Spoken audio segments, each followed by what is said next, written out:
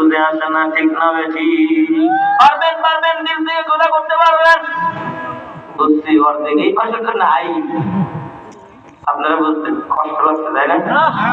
পাউলিশের পক্ষে আপনারা এত সুন্দর মাদ্রাসাতে হাফিজ দিয়া কওমিয়া মাদ্রাসা থাকতে, এত যোগ্যবান আলেম থাকতে আপনার বাউল শিল্পীর কথা শোনা লাগতো না? কিছু শুনতে মন চায়, হুজুরদেরকে বলেন, চমৎকার ভাবে শুনিয়ে দেবে ইনশাআল্লাহ। হাদিস শুনবেন বলে দিবে, গজল শুনবেন বলে দিবে, কি শিখবেন সবই জানে। হুজুররা জানে না? নাই এই কথা বলেন, হুজুররা জানে না? কিন্তু না যাই না কোনো হুজুর হুজুর হয় নাই। এটা কথা 12 বছর 11 বছর না পড়ে কোনো হুজুর হুজুর হয় নাই, ঠিক না ভাই? ঠিক।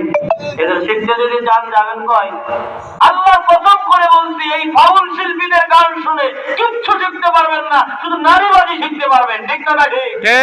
এছাড়া আর কিচ্ছু শিখতে পারবেন না। এটাও নষ্ট করবেন, ওটাও নষ্ট করবেন, সব শেষ। যদি বিশ্বাস না হয় আপনি নিজের ভেবে খাড়া করে বিশ্বাস করেন। আমি যা বলে গেলাম 100% মিলে যাবে, কোনো সন্দেহ নাই, ঠিক তবে ঠিক। কেউ মনে কষ্ট নেবেন না, কারো বিরুদ্ধে বলি নাই, কোরআন হাদিস সাপোর্ট করেন না তাই বলছি, ঠিক না? এবার আসেন আমার মূল আলোচনা। আয়াতের কথা তো বলা লাগবে নাকি?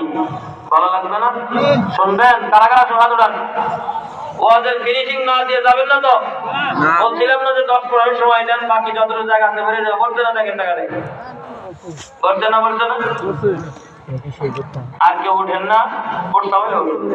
আর যদি ভালো না লাগে আল্লাহ বলেন, ওয়াইদা সাআলাকা ইবাদি আন্নী ফাইন্নী করিব উজিবু দাওয়াতাদ দাঈ ইযা দাআন فليستجيبوا لي وليؤمنوا بي لعلهم يرشدون। আল্লাহ পাক বলেন, ওয়াইদা সাআলাকা ইবাদি আন্নী ফাইন্নী করিব। এক নম্বর শিক্ষা আল্লাহ পয়গম্বরকে জানা দেয়, ও পয়গম্বর, আপনার উম্মত মানে আমার বান্দা যদি আমার ব্যাপারে আপনাকে জিজ্ঞাসা করে, আল্লাহ কয় আমার ব্যাপারে যদি জিজ্ঞাসা করে, আন্নী ফাইন্নী করিব, আপনি জানায় দিন, আপনি জানায় দিন। আল্লাহ বলেন অতি নিকটে। আল্লাহু আকবার। আল্লাহ কই? আল্লাহ কই? আল্লাহ নিজেই জানা দে, আমি আল্লাহ হলাম অতি নিকটে। এর বান্দা কত নিকটে, কত নিকটে। আমার আপনার গানের মধ্যে শাহরগ আছে না নাই? এই শাহরগের চাইতেও আল্লাহ অতি নিকটে। এবার প্রশ্ন করতে চাই, দুনিয়ার মানুষ যদি এটা বিশ্বাস করে না, দুনিয়ার